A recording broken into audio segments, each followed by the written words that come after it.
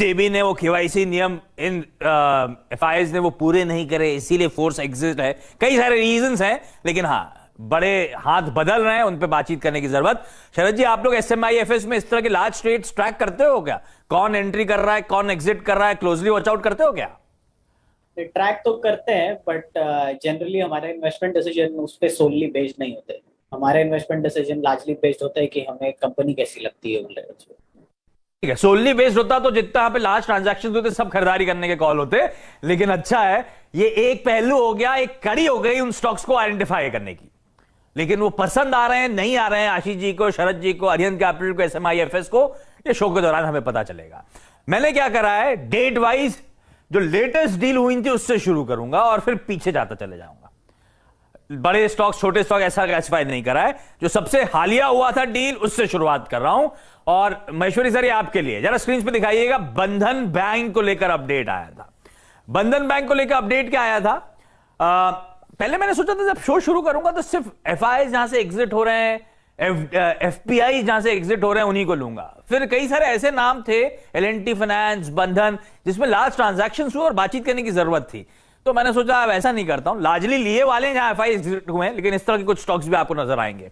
बंधन बैंक क्यों रडार पे आया? क्योंकि एचडीएफसी ने शेयर बेचे। ये खबर आई थी, ये डील हुई थी 8 अप्रैल को, जिसमें एचडीएफसी ने ऑलमोस्ट 5 करोड़ शेयर्स 306 रुपए 60 पैसे के भाव पे बेचे। 5 करोड़ बेचे थे, जिसमें से सिर्फ 2 करोड़ का अपडेट है मेरे पास। 1 करोड़ 90 लाख शेयर्स उसमें से सोसाइटी जनरल ने खरीदे। बाकी के कौन बायर्स थे वो लास्ट ट्रेड्स में सामने नहीं आया। पर बंधन बैंक में दिक्कत ये थी, एक की ओवरहैंग बना हुआ था। आपको याद होगा बंधन और घरू का मर्जर, और उस मर्जर के चलते एचडीएफसी बैंक को शेयर अलॉट किए गए थे, एचडीएफसी लिमिटेड को, माफ कीजिएगा। कुल मिलाकर 16 करोड़ शेयर्स दिए गए थे, जिसमें से 5 करोड़ बेचे गए 8 अप्रैल को। और उसके बाद एचडीएफसी का एक डिस्क्लोजर भी आया कि सिर्फ ये 5 करोड़ नहीं, दरअसल हमने कुल मिलाकर करीब 8 crore shares over a period of time बेचे। तो ये ओवरहैंग है और अभी भी 5% के आसपास का स्टेक एचडीएफसी लिमिटेड का बंधन में बना हुआ है। ऐसे में महेश्वरी सर कैसे अप्रोच करना है? स्टॉक चलने लगा है ऑफ लेट, और उसके पीछे रीजन टटोला तो कई लोग कह रहे हैं कि शायद हो सकता है 5% के थ्रेशोल्ड के नीचे आ गया, अब हो सकता है एचडीएफसी लिमिटेड को और ना बेचना पड़े। खैर जो भी हो, बंधन बैंक पे कॉल क्या है? इस लास्ट ट्रेड को आपने कैसे रीड करा? ये ओवरहैंग कितना बड़ा ओवरहैंग है बचे हुए स्टेक? मेरा तो मानना है कि शायद यदि 5% के नीचे चला जाता है यदि एचडीएफसी का होल्डिंग, तो वो बेचने का जरूरत नहीं पड़ना चाहिए, क्योंकि अगेन स्टॉक एक परफॉर्मिंग स्टॉक है और पिछले कई क्वार्टर्स के खराब परफॉर्मेंस के बाद में अब उसमें इंप्रूवमेंट आना शुरू हुआ है। जैसे लास्ट क्वार्टर में हम देखा करीब 850 करोड़ का मुनाफा किया उन्होंने, और इस क्वार्टर में कम से कम 1000 करोड़ का मुनाफा बंधन बैंक करने वाला है। तो मुझे लगता है कि कोई यदि बहुत नेसेसिटी ना हो तो बिल्कुल इस स्टॉक को एचडीएफसी भी बेचना नहीं चाहेगा, क्योंकि अब दोबारा से टर्न अराउंड हो रहे हैं सारे जो माइक्रो लैंडिंग वाले जो बैंक्स हैं, और अच्छा रिकवरी रेट भी है उनका। तो फंडामेंटली कोई भी अब चैलेंजेस बंधन बैंक में नजर नहीं आते। तो यही रीजन है स्टॉक भी अपने 52 वीक हाई के करीब 10-15% नीचे ट्रेड कर रहा है। और मेरा मानना है जैसे ये थोड़ा सा ओवरहैंग और या क्लैरिटी और आ जाता है कि एचडीएफसी अब नहीं बेचेगा, आप देखेंगे स्टॉक अपना 52 वीक हाई जल्दी क्रॉस करेगा। पसंद आ रहा है बंधन बैंक जो एचडीएफसी का स्टेक है। हाँ, इस समय एट प्रेजेंट जो उन्होंने अपडेट शेयर करा है 5% के नीचे आ गया है, तो शायद बेचने की जरूरत ना पड़े, वो रैंक खत्म हो। और वैसे फंडामेंटली महेश्वरी सर मेंशन कर रहे हैं बंधन बैंक खरीदा जा सकता है, लॉन्ग टर्म के लिए अट्रैक्टिव लगता है। मैं रैप अप कर दूंगा इस पे, प्रोड्यूसर साहब भी बना ही रहोगे आई एम श्योर, पीछे से प्लेट्स जो भी एक्सपर्ट्स के पिक्स आ रहे होंगे उसकी। अच्छा, अगला स्टॉक जरा स्क्रीन पर लेकर आइए। 8 अप्रैल में एक और डील हुई थी, वो थी केयर रेटिंग्स को लेकर, जहां पे जो एफआई फंड्स थे, फिकेशन एक्सीडेंट इंटरनेशनल फंड जो था, उसने 4.25 लाख शेयर्स के आसपास 540 के भाव पे, और किंसाले नेविगेटर फंड ने भी करीब 3 लाख शेयर्स बेचे 540 के लेवल्स पर। इसका लार्जली जो चंक है, लार्जली इसलिए कह रहा हूं कि बेचे गए करीब 6 लाख के आसपास, 6.25 लाख के शेयर्स, 5.17 लाख शेयर्स इसमें से निप्पॉन इंडिया म्यूचुअल फंड ने सारे एक्यूमुलेट करे, सारे खरीद लिए। और ये स्टॉक वो है जो साल के हाईज ऑलमोस्ट 790-800 के थे, वहां से 30% इस समय नीचे ट्रेड करता हुआ। अवस्थी साहब, ये हो गया पेग, लेकिन फंड में आपने सही कहा, इस लार्ज ट्रेड से मेरी बाइंग डिसीजन स्पर नहीं होती, लेकिन एक म्यूचुअल फंड एंटर करता हुआ स्टॉक हाई से 30% नीचे ट्रेड कर रहा है, फंडामेंटली अट्रैक्टिव है क्या लेना चाहिए स्टॉक को, केयर रेटिंग को? आप लोग का व्यू क्या है? हाँ जी, बिल्कुल लेना चाहिए। ये स्पेस मुझे लगता है काफी अट्रैक्टिव है और काफी अट्रैक्टिव रही है पिछले 3-4 सालों से, जब से एमएसएमई रेटिंग वगैरह पे और ज्यादा फोकस आ गया है। और आने वाले समय में भी जैसा हमारा डोमेस्टिक पे फोकस है, छोटे उद्योग को बढ़ाने पे फोकस है, रेटिंग की रिक्वायरमेंट और ज्यादा बढ़ेगी पूरी इंडस्ट्री में। और एक कंसिस्टेंट ग्रोअर रहना चाहिए। हमारे हिसाब से ये कंपनी भी 15 से 20% की सीएजीआर रजिस्टर करती रहेगी आने वाले समय में। और अगर आप वैल्यूएशन के लिहाज से देखें तो हमें लगता है कि हाँ, 720 तक के लक्ष्य स्टॉक में बिल्कुल संभव है, क्योंकि FY24 की ईपीएस लगभग 36 रुपए के आसपास आएगी। तो अगर आप 1.5-2 साल का व्यू रखते हैं तो 720 रुपए तक के लक्ष्य बिल्कुल संभव है। अगर आपका 1 साल का व्यू है तो 600 650 रुपए के आसपास के लक्ष्य रहने चाहिए। और स्पेस काफी अट्रैक्टिव है, हमें लगता है एक नॉर्मल जेंटल ग्रोथ रहनी चाहिए इस स्पेस में अच्छी खासी अगले 2-5 सालों में। पसंद आ रहे हैं एक्सपर्ट को एक करके stock. Rating as a space पसंद आता है कि रेटिंग जिस स्टॉक को लड़ा पे रखा था उस हॉट डील के चलते खरीदारी करने का मन या पसंद आ रहा है, ज्यादा बेहतर वर्ड इसको यूज कर रहा हूं मैं। अगला स्टॉक, अब आप 6 अप्रैल को चलिए। 8 अप्रैल के 2 लार्ज ट्रेड हमने मेंशन करे। 6 अप्रैल को एक बहुत बड़ा ट्रेड हुआ था, वो था बारबेक्यू नेशन हॉस्पिटैलिटी में। तमारा प्राइवेट लिमिटेड और पेस प्राइवेट लिमिटेड, इन दोनों ने, एक तमारा ने 27.5 लाख शेयर्स और पेस ने करीब 30 लाख शेयर्स बेचे। 1154 1172 के भाव पे ये ट्रांजैक्शंस कल्मिनेट हुए। ये तमारा और पेस क्या है?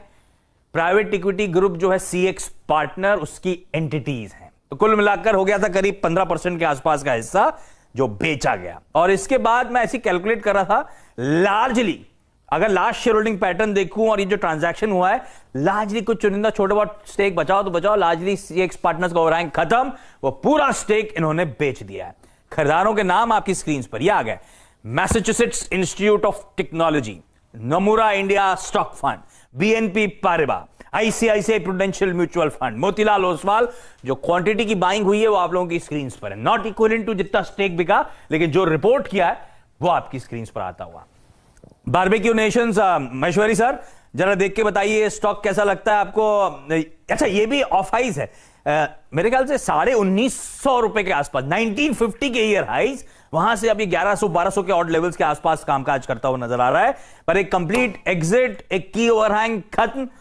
बारबेक्यू नेशन कैसा है महेश्वरी सर? तो मेरा मानना ये है कि पूरा सेक्टर में एक रोबस्टनेस बनी हुई है और एक टर्न अराउंड देखने को मिला है। छोटे छोटे स्टॉक, स्पेशलिटी रेस्टोरेंट्स का यदि आप नजर डालें तो वो भी तक इतने सालों के लॉस के बाद बहुत अच्छा परफॉर्म करने लगे हैं। तो मुझे लगता है कि बारबेक्यू नेशन, जिसने लास्ट 2 क्वार्टर में काफी अच्छे नतीजे दिए, इनफैक्ट ये क्वार्टर भी उनका बम्पर रिजल्ट वाला रहने वाला है। तो मेरी सलाह रहेगी कि जो QSR है, रेस्टोरेंट स्टॉक है, वो अगले 1 से 2 साल तक अच्छा परफॉर्म करते रहेंगे। तो बिल्कुल बाय किया जा सकता है इस लेवल पे बारबेक्यू नेशन भी जा सकता है। बारबेक्यू नेशन, और जो स्क्रीन प्रोड्यूसर साहब ने बनाई है, हॉट डील्स में आग लगी हुई, इसके ग्रिल याद आ रहे हैं मुझे। पर बारबेक्यू नेशन गजब है वैसे, इसमें तो कोई शक नहीं। और मतलब गजब है उसकी मील्स के लिहाज से, वो बुफे के लिहाज से। स्टॉक पसंद आ रहा है महेश्वरी सर को, इन लेवल्स के आसपास अट्रैक्टिव। काफी सारे मार्की इन्वेस्टर्स चेक इन होते हुए नजर आए, और एक की ओवरहैंग, एक पी प्लेयर के एग्जिट का, वो खत्म होता हुआ और पूरे ग्रिल का फील दे रहा है। ये स्टॉक के लिए एकदम एप्ट स्क्रीन बन गई सरप्राइजिंगली।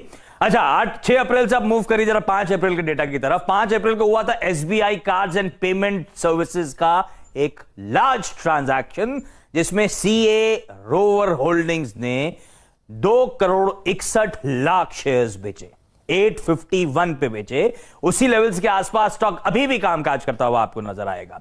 और इसके भी ईयर हाइज जो थे 1250 के आसपास थे। तो 1250 की ईयर हाइज से एसबीआई कार्ड्स इस समय 25-30% नीचे कामकाज कर रहा है। अब इसमें बायर कौन था वो डिटेल्स नहीं आई, कोई मतलब वो लार्ज ट्रेड में कोई डिटेल्स एक्सचेंजेस पे नजर नहीं आई। तो अब पता नहीं किसने खरीदा, किसने उस तरह की बाइंग सेलिंग को एब्जॉर्ब किया। तो ये एक वॉइड है मेरे लिए। अवस्थी सर, फिर भी इस वॉइड के बावजूद एसबीआई कार्ड लगता कैसे है ऑफ हाइज इस समय कामकाज करता हुआ? देखिए, कुछ डेवलपमेंट्स हैं सेगमेंट में जो कार्ड्स के लिए थोड़ी नेगेटिव हो सकती हैं। जैसे आरबीआई ने भी 1-2 मॉनेटरी पॉलिसी में बोला था 3-4 महीने पहले कि हम लोग कार्ड्स पे जो चार्जेस वगैरह जिस तरीके से लगाए जाते हैं उस पर ध्यान दे रहे हैं। तो वहां से थोड़ी निगेटिव न्यूज आई और वहां से स्टॉक लगातार करेक्ट करता रहा, प्लस ये इंस्टीट्यूशनल सेलिंग का प्रेशर जो आया वो एडिशनल था। बट अगर आप नंबर्स के हिसाब से देखें तो ग्रोथ के हिसाब से हमें लगता है ये सेगमेंट काफी रैपिड ग्रोथ करेगा, और एसबीआई ने private sector public sector banks में काफी अच्छी पकड़ बनाई है कार्ड्स में, और अच्छी पेनिट्रेशन वगैरह अचीव की है। तो आने वाले समय में भी इनकी ग्रोथ रेट्स काफी हेल्दी रहेंगी। वैल्यूएशंस बहुत सस्ती नहीं है, बट हमारा मानना है कि 40% के आसपास की सीएजीआर कंपनी में रहनी चाहिए अगले साल 2 साल पे। तो उस लिहाज से अगर आप 1.5-2 साल रखते हैं तो लक्ष्य करीब 960 के आसपास का आ सकता है स्टॉक में। ये बाइंग लिस्ट में है या वेट एंड वॉच मोड हो गया शरद जी? जो थोड़ा रिस्क टेकिंग इन्वेस्टर्स हैं उनको बाय ही करना चाहिए। वो एक एडिशन ये है कि पसंद तो आता है, और अगर आप रिस्क टेकिंग हैं तो खरीदारी करें। उतना कंफर्ट नहीं है क्योंकि टारगेट 960 के आसपास के समय मेंशन किए जा रहे हैं। अच्छा, मैं थोड़ी क्रोनोलॉजी को तोड़ रहा हूं क्योंकि एसबीआई कार्ड्स की बात हुई तो एसबीआई लाइफ इंश्योरेंस कंपनी में भी लार्ज ट्रेड हुआ था। वो हुआ था 29 मार्च को। वहां पे क्या हुआ था, Canada pension plan investment board ने करीब 55,80,000 शेयर्स बेचे 1068 के भाव पे। खरीदारों की लिस्ट बहुत लंबी है। जैसे एसबीआई कार्ड में बायर नजर नहीं आए थे, यहां पे बहुत सारे बायर्स हैं। नाम को क्लिक पढ़ देता हूं, डिटेल स्क्रीन पर आ जाएंगी। Aditya Birla sun life mutual fund, Avendus, bank of America securities, BofA, Citigroup global, Copthall Mauritius, Goldman सैक्स, government of Singapore, ICICI Pru MF, Mirae, monetary authority of Singapore, Societe Generale, integrated core technologies Asia, कई सारे नाम और छोटी छोटी सबकी quantities इस last trade में सबने पार्टिसिपेट करा। मेरे ख्याल से पूरा 55 लाख जो ऑब्जर्व हुआ उसकी सारी डिटेल्स आपकी स्क्रीन पर है। इन लोगों ने लार्जली वो खरीदारी करी। एसबीआई कार्ड्स पे इफ्स एंड बट्स या रिस्क टेकिंग लिस्ट लवर हैं, रिस्क टेक ले सकते हैं तो पसंद आ रहा है तो एक बाइंग थी। लेकिन महेश्वरी सर, क्योंकि एसबीआई ग्रुप की बात हुई तो लाइफ इंश्योरेंस कैसा स्टैक्ड अप है यहां पे मेरे ख्याल से। और ये भिगवाली भी कनाडा पेंशन फंड की शायद इसलिए हुई है क्योंकि वो केवाईसी नॉर्म्स पूरे नहीं हुए थे। इनको 6 महीने का समय दिया गया था कनाडा पेंशन फंड को अपने इन्वेस्टमेंट से एग्जिट करने के लिए। ये आधार और पैन लिंक नहीं किया था क्या आशीष सर इन्होंने? अब ये तो मालूम नहीं कि क्या स्पेसिफिक इशू था जो 6 महीने के बावजूद भी वो रिजॉल्व नहीं कर पाए, और इतने बड़े इंस्टीट्यूशन इन्वेस्टर्स तो रेगुलेटरी इशू। एसबीआई लाइफ पे कॉल क्या सर? इस पर्टिकुलर ट्रांजेक्शन में भी 1068 में उन्होंने सेल किया स्टॉक, और अब जो स्टॉक का भाव हो गया है। और मेरा मानना है जैसे जैसे एलआईसी का आईपीओ आएगा, एसबीआई लाइफ तो और आगे ही जाने वाला है, क्योंकि जो नंबर्स आ रहे हैं एसबीआई लाइफ के, इनफैक्ट ईयर ओवर ईयर भी देखें तो लास्ट 20 से 21 में इनफैक्ट जो इनकम है वो ऑलमोस्ट डबल के आसपास हो गया, और जो मुनाफे में भी सिग्निफिकेंट ग्रोथ देखने को मिल रही है। तो जो स्लो डाउन हमें एचडीएफसी लाइफ या दूसरे इंश्योरेंस कंपनी में देखने को मिल रहा है वो बिल्कुल एसबीआई लाइफ में नजर नहीं आता है। तो मुझे तो काफी अच्छा लगता है SBI life as a stock भी। और यदि इसका पब्लिक फ्लोट देखें तो वो सिर्फ 7-8% के आसपास रह गया है, क्योंकि मैक्सिमम इसमें स्टॉक एफआईज और डीआईज के बीच में ही कॉर्नर्ड है। तो मुझे लगता है कि बिल्कुल इस स्टॉक को बाय करके अपने लॉन्ग टर्म पोर्टफोलियो का हिस्सा बनाना चाहिए, क्योंकि शॉर्ट टर्म में जरूर ट्रिगर नहीं आते इंश्योरेंस कंपनीज में, बट लॉन्ग टर्म में बिल्कुल परफॉर्मेंस इसका जो इन्होंने पिछले कुछ क्वार्टर्स में दिखाया है वो मेरा मानना है जारी रहेगा। अच्छी बात कि अच्छे स्टॉक्स डिस्कस हो रहे हैं, क्योंकि लार्जली अब तक जो सारे स्टॉक्स डिस्कस हुए एक्सपर्ट्स को पसंद आ रहे हैं। एसबीआई लाइफ में लॉन्ग टर्म के लिहाज से, ये होता भी लॉन्ग जेस्टेशन का धंधा इंश्योरेंस का, ध्यान रखें, लॉन्ग टर्म के लिहाज से एक अट्रैक्टिव बाय इन लेवल्स पे नजर आता है। छोटा सा ब्रेक ले लेता हूं। बहुत इंटरेस्टिंग लार्ज ट्रेड्स और भी हुए थे। Kotak Mahindra bank, max health care, MTAR technologies, L&T finance holdings, इस तरह के स्टॉक्स पे चर्चा, इनकी लार्ज डील्स, एक्सपर्ट्स के व्यूज पे बातचीत। छोटे से ब्रेक के उस बाद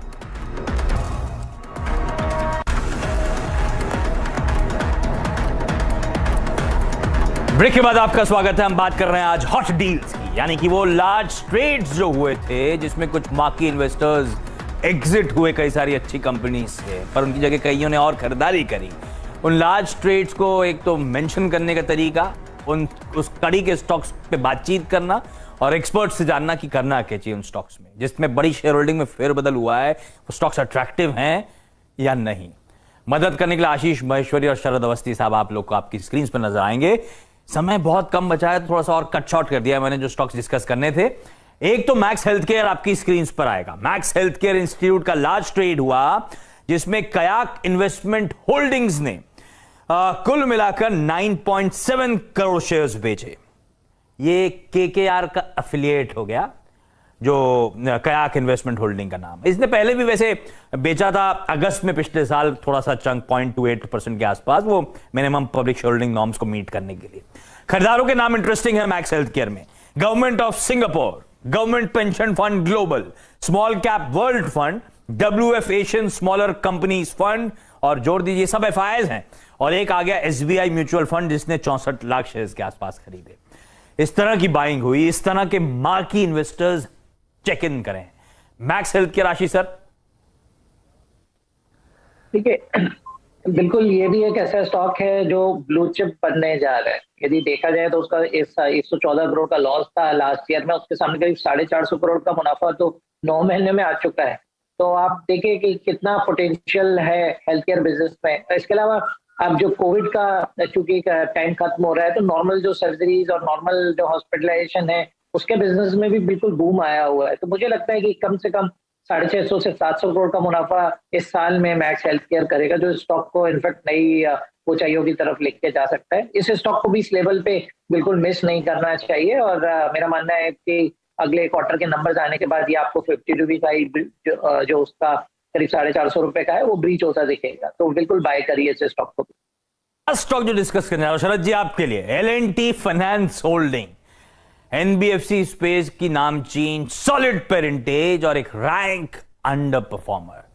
इसमें हुआ क्या, पिछले महीने 23 मार्च को इसकी पेरेंट लार्सन एंड टूब्रो ने BSE और NSE दोनों में huge chunks, 2 crore 12 lakh shares BSE पे, 2 करोड़ 2 लाख शेयर्स NSE पे खरीदारी करी।